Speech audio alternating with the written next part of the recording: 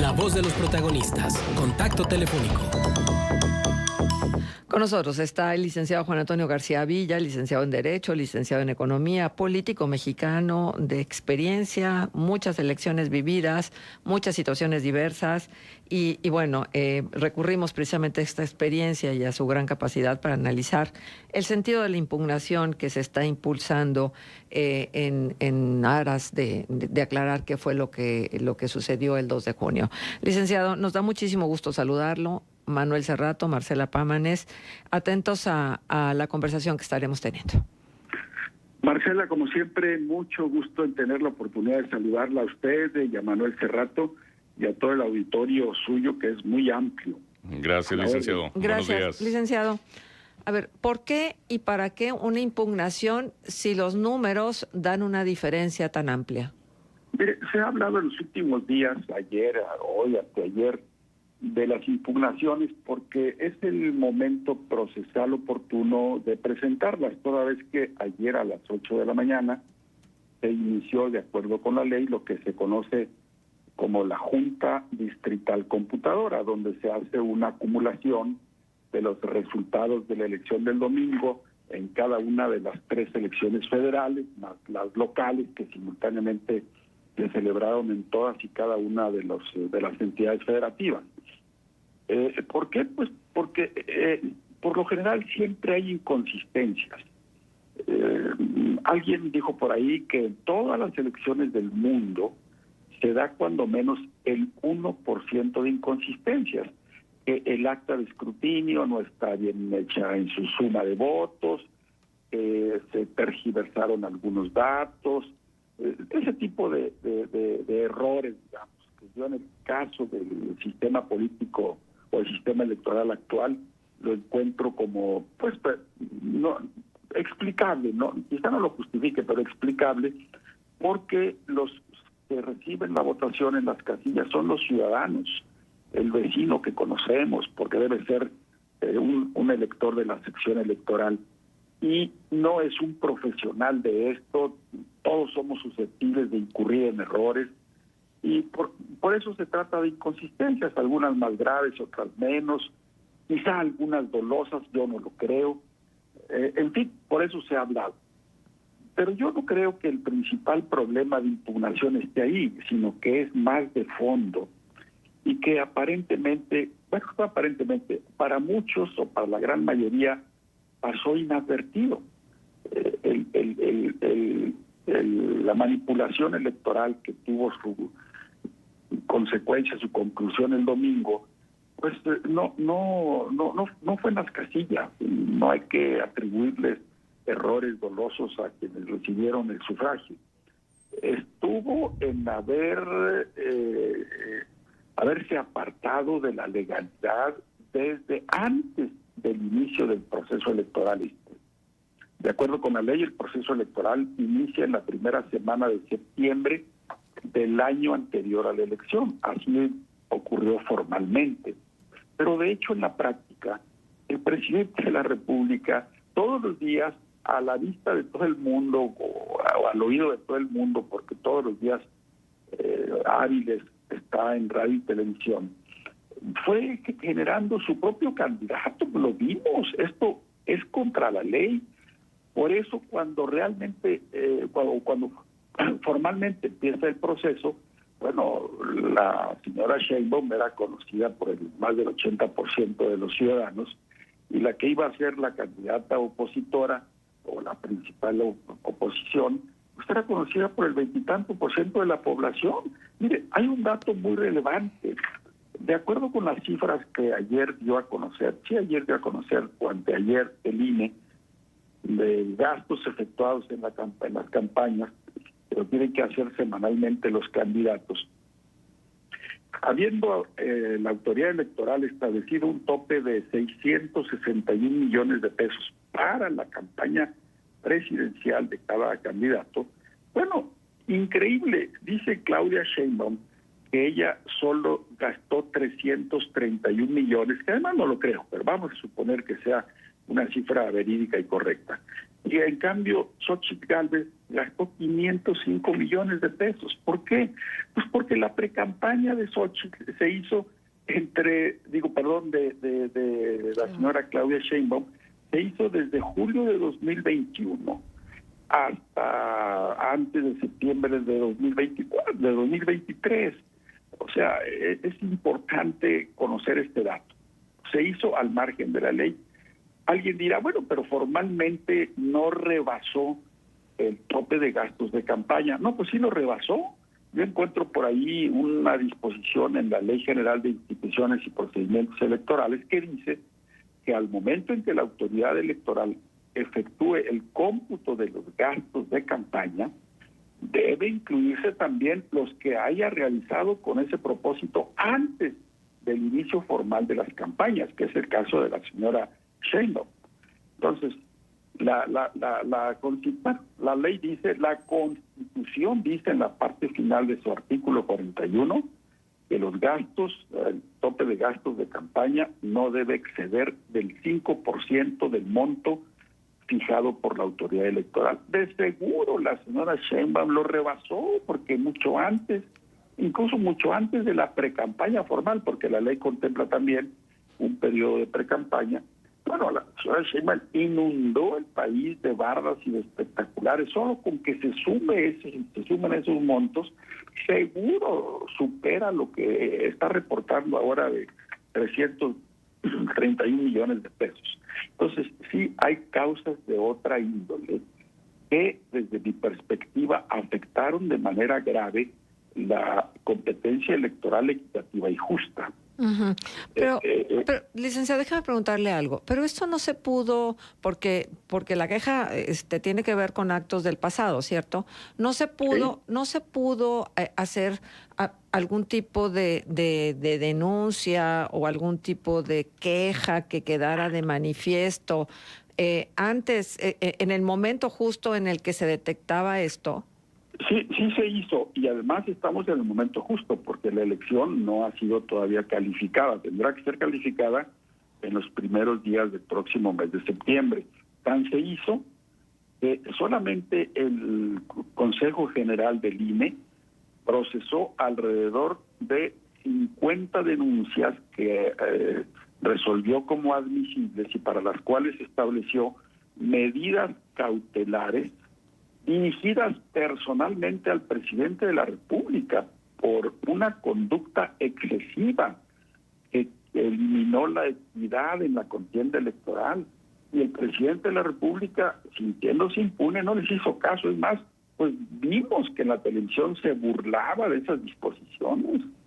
Ahora, como tenemos un Consejo General del INE que no es el mismo de hace 2 o 3 años, muy condescendiente, timorato, pues no actuó. O sea, sí hay elementos para presumir, porque es real, son reales, que este tipo de inadmisibles prácticas antidemocráticas, ilegales, se produjeron no solo a lo largo del proceso electoral, sino desde mucho antes. Si la Constitución dice que está prohibido exceder en 5% el tope de gastos de campaña, y que ahora la señora Sheinbaum dice que no llegó más que a la mitad, bueno, pues que le contabilicen los que realizó antes. Mire, yo recuerdo haber visto no las vi todas, por supuesto, de las más de 50 denuncias que hubo, de una agrupación que dio al INE una relación pormenorizada de los espectaculares que a lo largo y ancho del país colocó la señora Sheinbaum. Nada más con que sumen eso, yo creo que suma lo que dice que gastó ya formalmente durante la campaña de septiembre para acá. Uh-huh. Licenciado, me gustaría preguntarle con respecto a la FICEL, antes FEDE y antes FEPADE, si hay algún cambio orgánico en la estructura de esta fiscalía, o nada más ha tenido cambios de nombre, o se le han elevado las facultades, o el desempeño que ha tenido es distinto, o es solamente nominal. Mire, probablemente en el pasado anterior a 2018 parecía que algo hacía esta fiscalización especial. Uh-huh.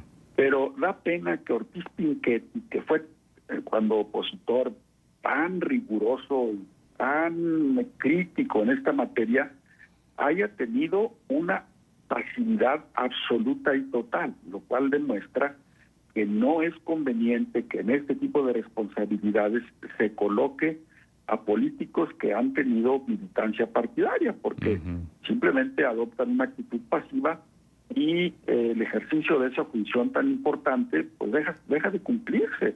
Me da pena por Ortiz Pinchetti, a quien en un tiempo traté y me parecía pues una persona que iba a actuar siempre con corrección. Pues, el momento en que tuvo una responsabilidad en la que prevaleció su posición partidaria, pues lo hizo, y puramente lo hizo. Yo no he sabido de una sola denuncia que haya prosperado, cuando ha habido numerosísimas denuncias. Él debería haber sido el que primero señalara al presidente: oiga, usted está incurriendo en una conducta que está prohibida para los funcionarios públicos en los procesos electorales. Yo nunca vi que lo haya hecho, y mucho menos que las denuncias que sí se presentaron ante él, de una muy reciente de la propia Xochitl Gálvez, se han tenido absolutamente ningún curso. Sí, pues es que en general como que la Fiscalía General de la República está muy afantasmada, ¿no? Y el señor Hertz Manero ha estado como demasiado ausente todo el sexenio. Efectivamente, pero en este caso por eso se creó, digamos, dentro de la independencia de la Fiscalía General de la República, una fiscalía especializada que se supone tiene el doble de autonomía, pero ponen ahí a una persona que, aunque se condujo con equidad, con honorabilidad cuando estuvo de opositor, pues ahora ya no. Sí, caray. Ahora, en esta idea de reforma electoral que también ha puesto ahí el presidente en la lista de las que anunció simbólicamente el pasado 5 de febrero, en el aniversario de la Constitución.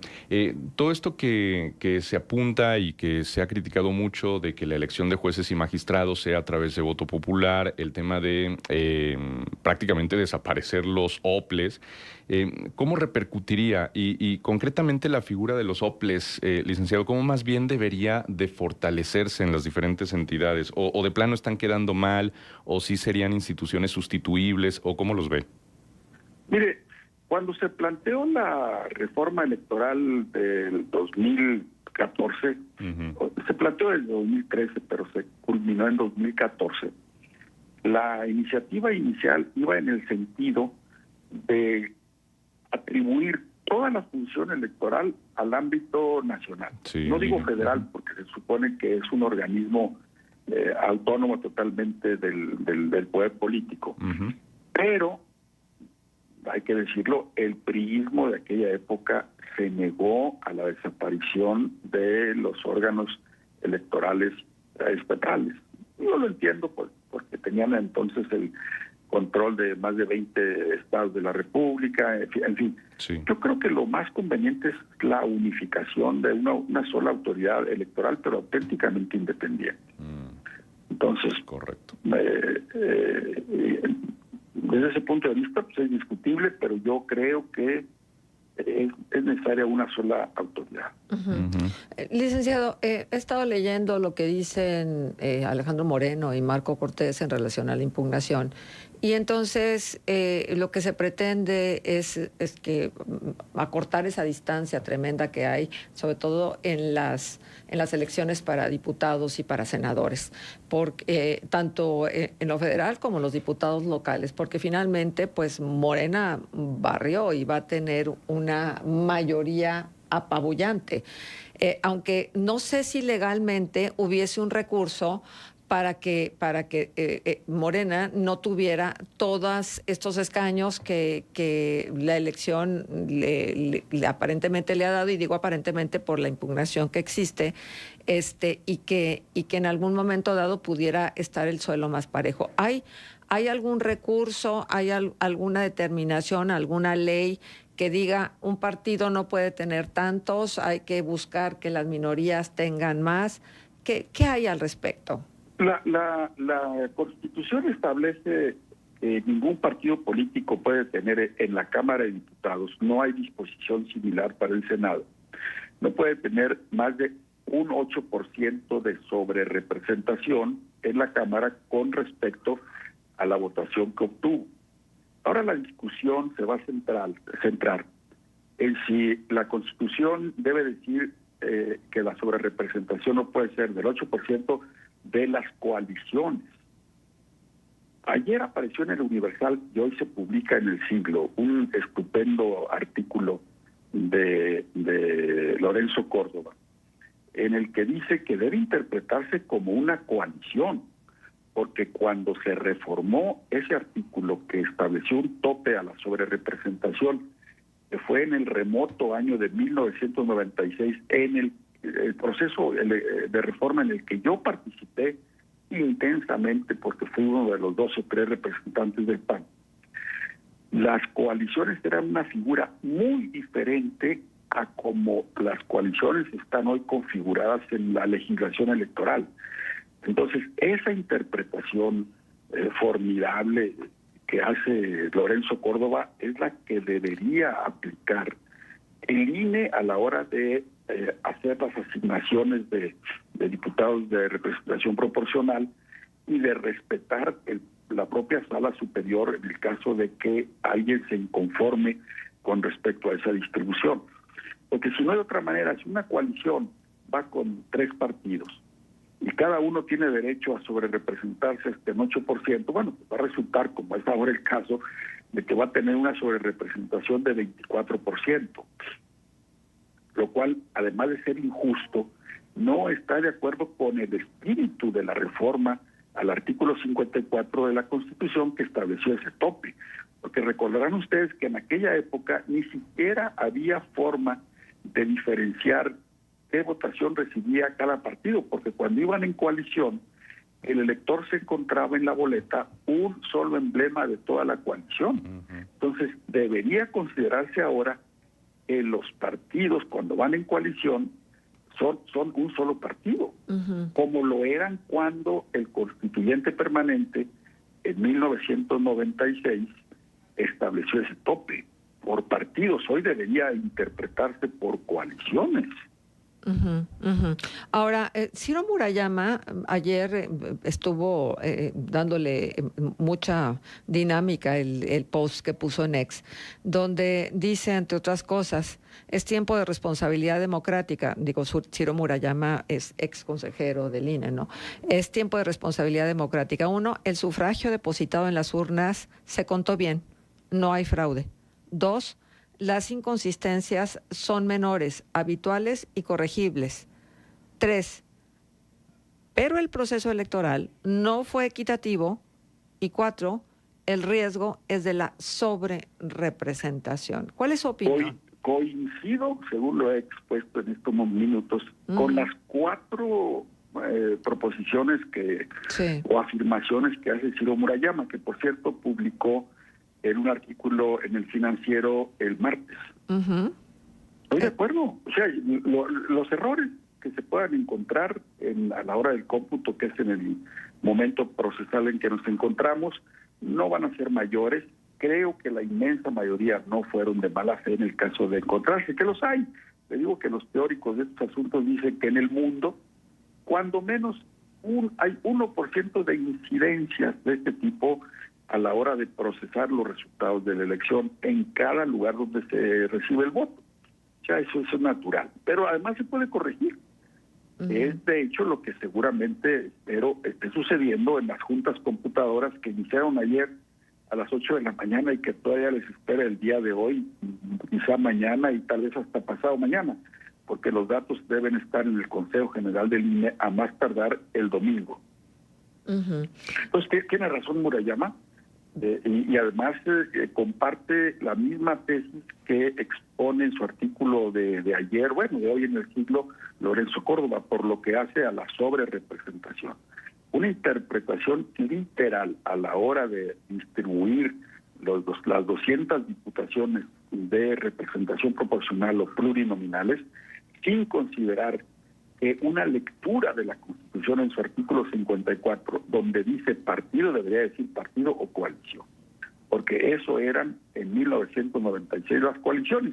un solo partido, tan lo eran que iban en un solo emblema en las boletas electorales. Ahora cualquiera que haya ido a votar habrá visto que aunque un partido postulara los mismos candidatos o fórmulas de candidatos, cada partido iba en la boleta con su propio emblema electoral, lo que no ocurría en 1996. Claro.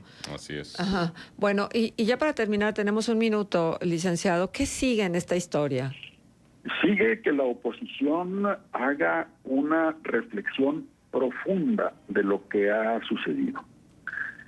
Y a partir de ahí, cada partido político saque sus conclusiones, no solo haga el propósito de enmienda, sino que aplique las conclusiones a las que llega a su vida política interna.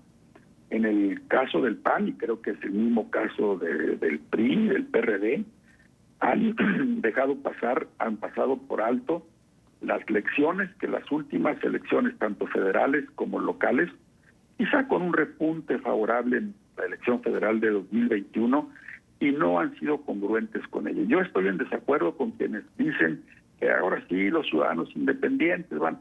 No, la vida político-electoral se canaliza aquí y en todo el mundo a través de partidos políticos. Lo que hay que hacer es ir al rescate de los partidos políticos. Pues sí. Sin partidos políticos no hay democracia, lo ha dicho Sartori, lo dijo Bobbio, infinidad de politólogos lo han señalado. La vida democrática en un régimen electoral libre se encausa a través de partidos políticos. Si alguno ya dio de sí, pues que se vaya a la historia.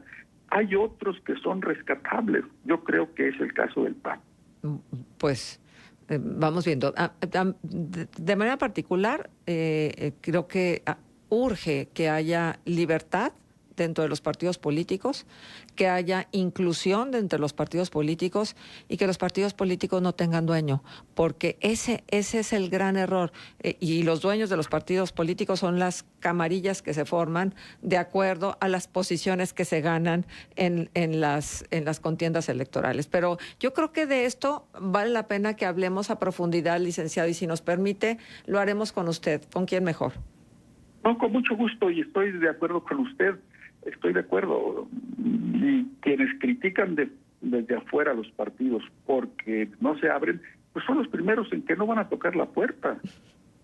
Sí, sí, sí es cierto, pero pues bueno, creo que vale la pena que vayamos porque no van a analizar por qué no van a tocar las puertas, ¿no? Bueno, ya lo platicaremos y seguramente será muy rico hacerlo. Muchas gracias, licenciado. Gracias a ustedes, y supe que es día de sus Mi santo, claro, felicíteme, licenciado. Pues muchas felicidades. Gracias. Manuel, pues fue el jueves pasado, ¿no? Sí, exacto. Gracias, licenciado. Los servicios son para todos. Tramita tu acta de nacimiento en sistema.